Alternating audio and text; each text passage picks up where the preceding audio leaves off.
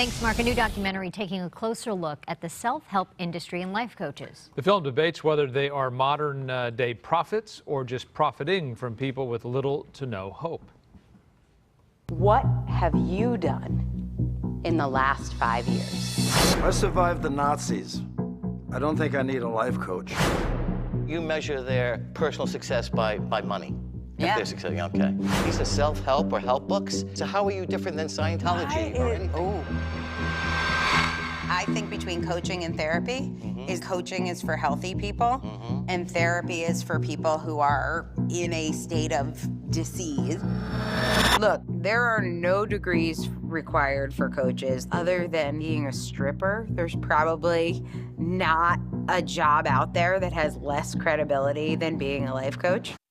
Well, Wow. joining us now, film director M. Douglas Silverstein and life coach and author incubator Dr. Angela Lauria, who is at the center of the new documentary, The Weight of Success. Good morning. Hello. Good morning. Nice to be here. Both. So this film is making its California premiere at the American Documentary Film Festival. It's happening in Palm Springs. The first screening this Sunday sold out 3 weeks ago. It's crazy. Yeah. I mean, for an independent filmmaker to have people just want to see your film, show up, but to sell out 3 weeks in advance, we set a record at the festival. It's amazing. Well, this whole idea of life coaching, I didn't realize it was controversial. I mean, why is it so controversial? Well, in my opinion, there are good therapists and there are good life coaches, but we probably have all been to a bad therapist, and we all probably know a buddy who decided, I'm a life coach out of nowhere, and they're really living with their parents on, you know, the living room couch. Right.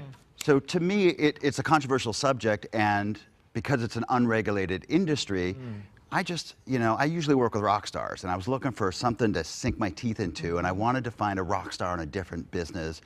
And I heard the controversy, and I had my own suspicions about, I don't know if this is like a real thing or not.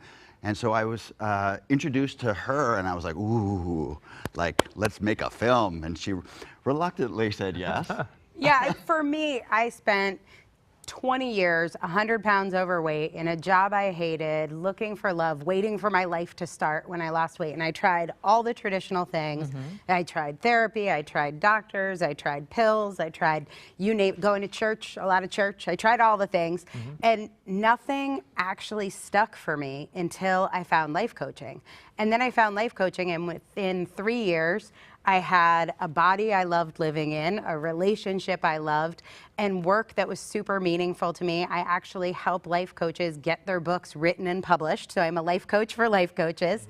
And my mission is to let people know life coaching can be the shortcut that you've been looking for to getting everything you want. Because that's just an objective person saying, you know what, don't go right, go left, or what?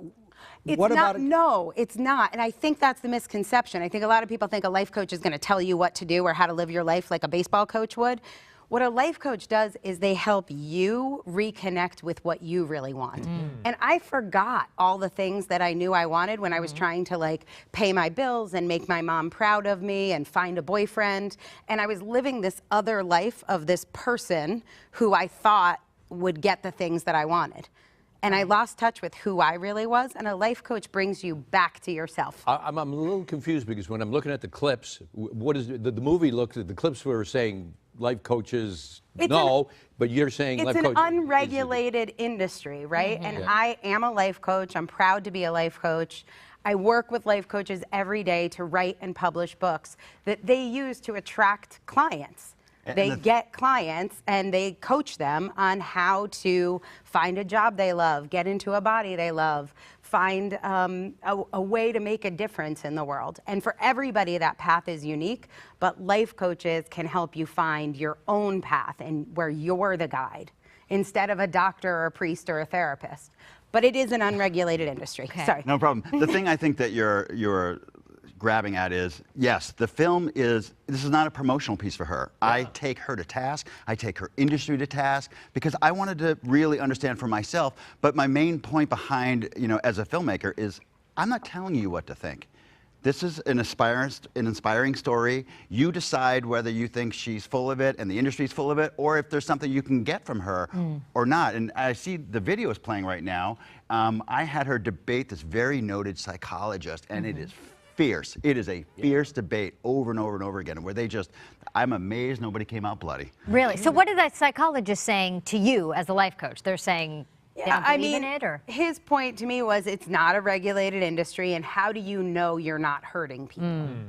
And I think that's a fantastic point. I mean, I went back after that debate and I changed a bunch of our policies and what we do internally, because it's not a regulated industry. But there are great life coaches, and I think I'm one of them. And I think our authors, we vet our authors very seriously. So anybody who's written a book with us, we know is a great life coach and we can recommend them. But there are also people living in their parents' basement. And so I think would you refer a friend of yours to a life coach? Me personally? You personally. What I would say, just like I think the film does, it's not for me to tell you. If you need help and a shrink helps you, or a therapist or a priest or a life coach, all that matters is that you're making progress in your life and you're saying, I'm stuck, I need help. So it's up to the individual. I would tell a friend, go find that person. I can't tell you that the life coach you're going to find is going to be a good fit, or the therapist. For me, the results I see with her, this is why I think I refer to her as the next Oprah. She would brush that off a little bit. Those are some big shoes to fill. But when I started the documentary, first of all, her personal story is incredibly inspiring, but she also, she's a person who pulled herself from her bootstraps. Yeah. She struggled with weight, she struggled with finance, she pulled it together. And when I started the film, there were 500 self-help authors and life coaches that she worked with. It's less than 2 years, and she's worked with almost 1,000 now. She's got like a life coaching factory over there. And what's different about Oprah is Oprah had to create a book club. She's literally writing the books for the book club, for the shelves, for, your Kindle. We don't want to give away the whole film, and they're yelling at us. So don't yell. But once again, this film premieres in California this Sunday at the American Documentary Film Festival in Palm Springs. The first screening is sold out, but another one has been added on closing night, Thursday, April 4th. For more information, you can follow the film on social media. Thanks. Thank you both. Thank you. Thank you. Pleasure to be here.